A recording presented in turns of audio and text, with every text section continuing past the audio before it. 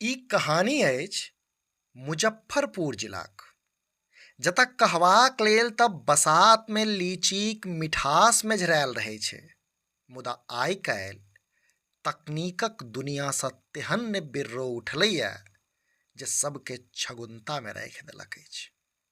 ई कहानी अछि मुजफ्फरपुर जिलाक रतनपुरा गामक, जतऽ कहबाक लेल चौवगली शांति छै, मुदा यह शांत गामक भीतर देशक सुरक्षा व्यवस्था के हिला देबयवला षड्यंत्रक स्क्रिप्ट लिखल जा रहल छल। ई कहानी अछि रतनपुरा गामक मुस्तफाक, जे कहबाक लेल तऽ गौआँ सभक नजरिमे नादान बालक छल, मुदा असलमे मोबाइलक स्क्रीनक सहारे ओ एहन खेल खेल रहल छल जकर भनक ककरो नहि छलै। बड़ा खतरनाक खेल। असलमे रतनपुरा गांवमे सगीर नामक व्यक्तिक एकटा छोट सन पान दोकान छै, जाहि दोकानक बौले सगीर आ ओकर पूरा परिवारक गुजर बसर होइ छै।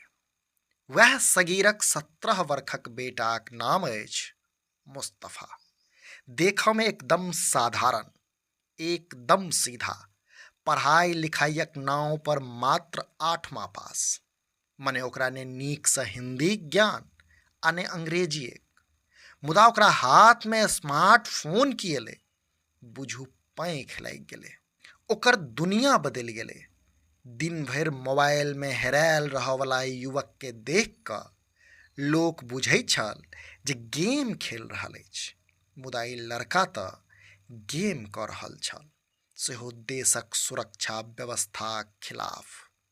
बताओल जा रहलैए जे करीब 6 मास पहिने सोशल मीडिया आ एन्क्रिप्टेड ऐप्सक भूल भुलैयामे बौआइत मुस्तफाक संपर्क सीमा पार बैसल किछु खतरनाक लोकसँ भेल। खतरनाक मने पाकिस्तानक कुख्यात हथियार तस्कर शहजाद भट्टी आ ओकर सातिर गुर्गा राणा हुनैनसँ। ओसभ एकर कम पढ़ल लिखल हेबाक फायदा उठेलक, पाइयक लालच देलक। अब बताओल जा रहलैए जे तकरा बाद एहि युवाकेँ एकटा अत्यंत संवेदनशील देश विरोधी काज देल गेल। काज ई जे भारतक महत्वपूर्ण आ रणनीतिक ठेकाना सभक रेकी करबाक छै। मुस्तफा नुका चोरा कऽ कतेको प्रतिबंधित आ संवेदनशील सैन्य इलाका सभक फोटो आ वीडियो पठाबऽ लागल। एतबे नहि, बताओल जा रहलैए जे ओ तकनीकक प्रयोग करैत ओहि जगह सभक सटीक GPS कोऑर्डिनेट्स सेहो निकालै छल आ एन्क्रिप्टेड मैसेजिंग ऐप्सक माध्यमसँ सोझे पाकिस्तानी हैंडलरके पठा दैत छल। बदलामे ओकरा पाइ सेहो भेटऽ लगलै।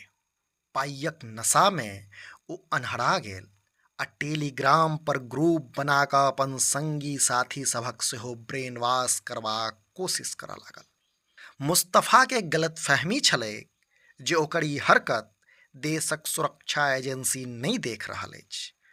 यथार्थ तऽ ई छल जे ATS के तकनीकी टीम डिजिटल सर्विलांसक माध्यमसँ बहुत दिनसँ एकर सबटा संदिग्ध गतिविधि ट्रैक कऽ रहल छल।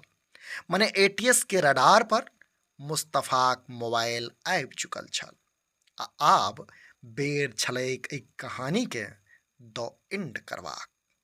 से यह 22 मईक राति, जखन पूरा रतनपुरा गाम निस्बेर भऽ कऽ सुतल छल, तखनहि अचानक पुलिस आ ATS के टीम गामके छावनीमे बदलि देलक।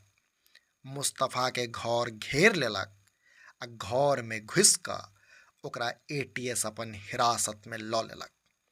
बताओल जा रहलैए जे ATS के तकनीकी टीम मुस्तफाक मोबाइलके जखन फोरेंसिक जांच लेल पठौलक तऽ सभक होश उड़ि गेलै।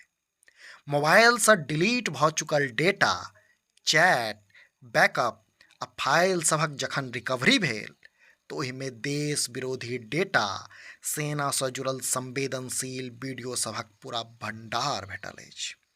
टटका अपडेट ई छै जे मुस्तफाक खिलाफ राष्ट्रीय सुरक्षा आ जासूसी गंभीर धारा सभक तहत मामला दर्ज कऽ कऽ ओकरा जेल पठाओल गेल अछि। मने रतनपुरा गाम जाहि लड़का के नादान बच्चा बुझि रहल छल से असल में डिजिटल स्पाई निकलल, सेहो अपना देशक खिलाफ। अपने लोकनि समधिया देख रहल छी।